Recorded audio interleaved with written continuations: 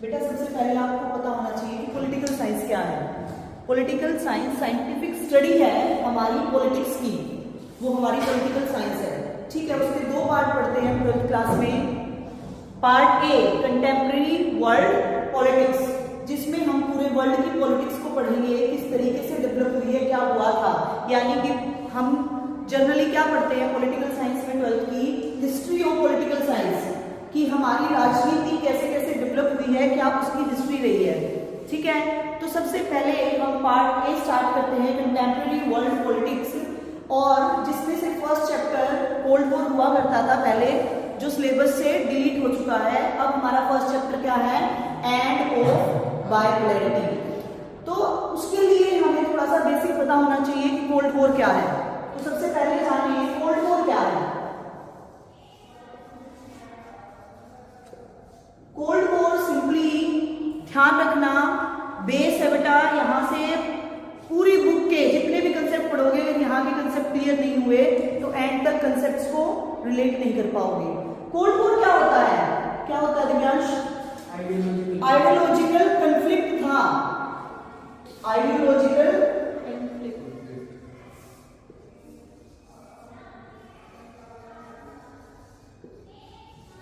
Ideology क्या होती है?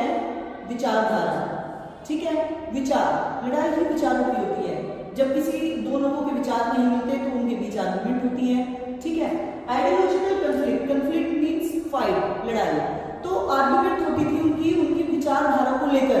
किसकी होती थी? अब ये सोचो किसकी होती थी? जैसे ही सेकेंड वर्ल्ड वॉर खत्म होती है, कब होती है सेकेंड वर्ल्ड वॉर खत्म? 1945 में। वो स्टार्ट कब हुई थी फर्स्ट सेकेंड वर्ल्ड वॉर? 1939 में। और 1945 में यूएसए क्या करता है, हिरोशिमा और नागासाकी पे बॉम्ब डालता है, न्यूक्लियर बॉम्ब, जिसका इफेक्ट आज तक देखने को मिलता है। तब ये लड़ाई का एंड हुआ था। यही बोल रही थी कि कोई क्लास में ना आए, वीडियो बना रही हूँ। कोई बात नहीं।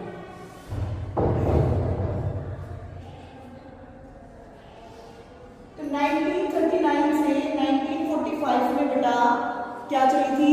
सेकेंड वर्ल्ड वॉर चली थी। किसके बीच में थी? अलाइज और एक्सिस पावर के बीच में। और हारे कौन थे? जब दीदी से जीजा की लड़ाई होती है, कौन हारता है? जीजा हारेगा। दीदी जीतने देगी किसी को? नहीं, जीजा जी। जापान, इटली, जर्मनी, वो हार गए थे। और जापान के ही दो आइलैंड थे बेटा, जहां पर किसने? यूएसए ने बॉम्ब डाले थे, हिरोशिमा और नागासाकी पे। ये दोनों अलग आइलैंड थे और 3 दिन के डिफरेंस पे यहाँ पर बॉम्ब डाले गए थे। और तब एंड हुई थी हमारी सेकेंड वर्ल्ड वॉर। और जैसे ही सेकेंड वर्ल्ड वॉर एंड होती है, उसी के साथ एक नई वॉर सामने आती है, दैट वाज कोल्ड वॉर। अब इसको कोल्ड वॉर क्यों बोला गया? क्योंकि इसमें फिजिकल फाइट नहीं हुई। कई बार सिचुएशन ऐसी बनी that cold war change into the hot war, but it remain the cold war. But वो कोल्ड वॉर ही रह गई, वो चेंज नहीं हुई। हॉट वॉर में कोई फिजिकल फाइट नहीं हुई। तो 1945 में बेटा हमारे सामने आती है कोल्ड वॉर। यानी कि जब देखो लड़ाइयाँ होती हैं, झगड़े होते हैं, तो सामने वाले भी और जीतने वाले भी और हारने वाले भी एक तरीके से वीक क्या हो जाते हैं? सभी हो जाते हैं। एक एग्जांपल लो, दो बच्चे लड़ाई कर रहे हैं, ठीक है, उनकी फाइट चल रही है। अब वो दोनों लड़ेंगे, जीतेगा कोई एक। लेकिन जब वो दोनों लड़ रहे हैं, चोट हो सकता है जीतने वाले को और भी ज्यादा लग जाए, जो हारा है उससे भी ज्यादा। Are you getting the point? तो बेटा जब फाइट होती है, एक्सपेंसेस दोनों तरफ से लगते हैं, नुकसान दोनों तरफ से होता है। तो जब पूरे वर्ल्ड में इकोनॉमी डाउन जा चुकी थी, दो ही सुपर पावर हमारे सामने बचती हैं। और वो कौन सी सुपर पावर थी? USA and USSR. कौन सी दो सुपर पावर हमारे सामने बच जाती हैं? USA and USSR. अब ये क्या करती है बेटा? जब सेकेंड वर्ल्ड वॉर में ये दोस्त बनकर एक साथ खड़ी थी एक्सिस पावर को हराने के लिए, और आज ये एक दूसरे से लड़ाई कर रही है, एक दूसरे के साथ कोल्ड वॉर में है। और आप सब जानते हैं कि जो दोस्त होते हैं वो हमारी वीकनेस और हमारी स्ट्रेंथ को अच्छे से जानते हैं। ये भी एक रीजन रहा है कि कोल्ड वॉर हमेशा कोल्ड वॉर ही रह गई, क्योंकि यूएसए को भी पता था यूएसएसआर कितना ताकतवर है और यूएसएसआर को भी पता था यूएसए कितना पावरफुल है। Is it clear? अब क्या करता, सबसे पहले ये जाने कि यूएसएसआर क्या है। क्या है USSR? Union socialist Soviet Republic. It's a full form of USSR. और ये बना था बेटा रशियन रिवॉल्यूशन के बाद, जो कि कब हुआ था? 1917 में। तो अगर आपको कोई कहे कि यूएसएसआर कब बना? 1917 after the Russian revolution. Russian revolution के बाद हमारे सामने आता है यूएसएसआर, जिसमें क्या था बेटा? Russia plus 14 republics. Got it? अब यहां पर यूएसएसआर की जो आइडियोलॉजी है बेटा, लड़ाई क्या थी? आइडियोलॉजी को लेकर कंफ्लिक्ट क्या है इनके बीच में? आइडियोलॉजिकल कंफ्लिक्ट था। इनकी विचारधाराएं मैच नहीं कर रही थी, इनके थॉट मैच नहीं कर रहे थे, and they started making the alliance. ये अलायंस बनानी शुरू करती है और पूरे वर्ल्ड पे क्या शुरू करती है कि हमारा डोमिनेंस रहे, उसके लिए ग्रुप बनाना शुरू कर देती है, जिसको पॉलिटिकल लैंग्वेज में क्या कहते हैं? Alliance making. जैसे नाटो बनाई, सेंटो बनाई, ठीक है, यूएसएसआर ने वॉर्सो पैक्ट किया, फ्रेंडशिप ट्रीटी की। तो इस तरीके से ये अलायंस बनानी शुरू करती है, सभी कंट्रीज को अपनी आइडियोलॉजी को प्रमोट करती है, एडवर्टाइज करती हैं। अब इनकी आइडियोलॉजी क्या थी बेटा? यूएसए की आइडियोलॉजी थी कैपिटलिज्म, और यूएसएसआर की कम्युनिज्म, जिसको हम क्या कहते हैं? Socialist ideology. इसीलिए इसको सोशलिस्ट ब्लॉक भी बोला जाता है, ठीक है। अब कैपिटलिज्म का क्या मतलब है? पहले आइडियोलॉजी समझो कि उनकी आइडियोलॉजी में क्या डिफरेंस था। डिसइंटीग्रेशन है, उसका मतलब ये नहीं होता कि कोई चीज खत्म हो गई है, उसका एंड हो गया है, डिस्ट्रॉय हो गया है। एंड किसका हुआ है? यहां पर देखो, बाइपोलैरिटी का, जो दो पोल्स में हमारा पूरा वर्ल्ड डिवाइड हो गया था, उसका एंड हुआ है। इसके एग्जाम्पल को हमेशा ध्यान रखना।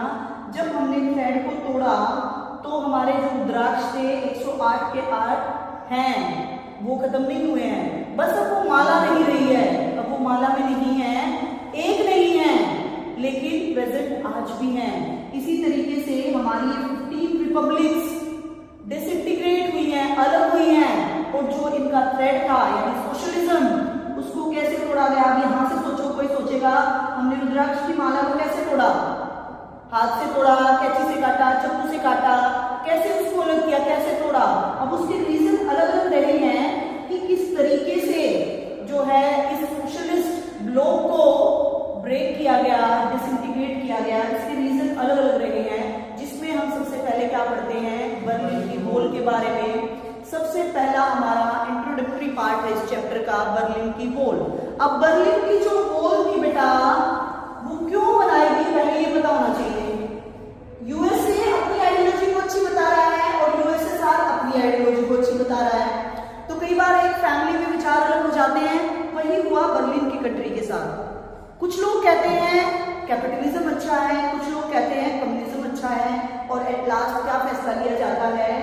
150 किलोमीटर की एक लंबी दीवार बना दी जाती है बर्लिन कंट्री में, बीच में, जो कि कब बनाई गई? बिल्ड इन 1961 में उस दीवार को बनाया जाता है। एक तरफ कम्युनिज्म को फॉलो करने वाले लोग और एक तरफ कैपिटलिज्म को फॉलो करने वाले लोग रहते हैं। उसके बाद 28 साल तक ऐसा ही चलता रहा, 28 इयर्स। अब 28 साल तक जब ऐसा ही चलता रहा और लोगों ने देखा, सोशलिस्ट ब्लॉक वालों ने देखा कि कैपिटलिस्ट वाले ज्यादा डेमोक्रेसी से, हैप्पीनेस से, लिबर्टी से, फ्रीडम से बेटर तरीके से अपनी जिंदगी को सरवाइव कर रही हैं, तो वो क्या करते हैं? फैसला लेते हैं और इस दीवार को तोड़कर और सोशलिस्ट ब्लॉक को खत्म कर देते हैं और कैपिटलिस्ट ब्लॉक में एंट्री कर लेते हैं। तो इस दीवार को तोड़ दिया जाता है 28 साल बाद 1999 में, ठीक है, 28 इयर्स के बाद। तो यहाँ से बहुत इफेक्ट होता है जो यूएसएसआर को, यानी कि जो सोशलिस्ट ब्लॉक को फॉलो करते थे और उनकी आइडियोलॉजी के ऊपर चलते थे, वो उनको भी क्या लगता है कि डेमोक्रेसी जो है वो बेटर है, कैपिटलिज्म बेटर है। अब बात आती है इंडिया की। इंडिया देखो स्टार्टिंग से कैपिटलिस्ट वर्ल्ड में ही जी रहा है, ठीक है। अब लेकिन इंडिया ने पर्टिकुलरली कभी भी ना यूएसएसआर को फॉलो किया ना यूएसए को फॉलो किया। फर्दर हम पढ़ेंगे ये नेक्स्ट टॉपिक में। अब बात कर रहे हैं बर्लिन की। बर्लिन की बात समझ में आई कि वो क्यों दो पार्ट्स में डिवाइड हुआ था। कुछ लोग चाहते थे हम सोशलिस्ट ब्लॉक का पार्ट बने, कुछ कैपिटलिस्ट ब्लॉक का पार्ट बनना चाहते थे। तो यहाँ पर एक दीवार बना दी गई थी 1961 में, जो कि कितने किलोमीटर लंबी थी? 150 किलोमीटर लंबी थी। 28 साल तक ऐसे ही चलता रहा। कुछ लोग सोशलिस्ट ब्लॉक में, कुछ लोग कैपिटलिस्ट ब्लॉक में। उसके बाद इस दीवार को हटा दिया गया और 1989 में जो पूरा बर्लिन है वो कैपिटलिस्ट बन गया था, ठीक है। और सोशलिस्ट को उन्होंने छोड़ दिया था। Is it clear? और यही एक कॉज रहा, ये एक रीजन रहा बायपोलैरिटी का एंड होने में और डिसइंटीग्रेशन में। किसके डिसइंटीग्रेशन में? किसके डिसइंटीग्रेशन की बात कर रहे हैं हम? यूएसएसआर की। किसकी माला अलग हुई है? ये गुजरात रिपब्लिक। किसका डिसइंटीग्रेशन हुआ है? यूएसएसआर अलग हुआ है। सोवियत यूनियन का। इसका दूसरा नाम क्या है? सोवियत यूनियन भी इसको बोल देते हैं, ठीक है। तो इस तरीके से बेटा हमारे चैप्टर की शुरुआत होती है। अब सेकंड रीजन क्या बनता है? Michelle Gorbachev.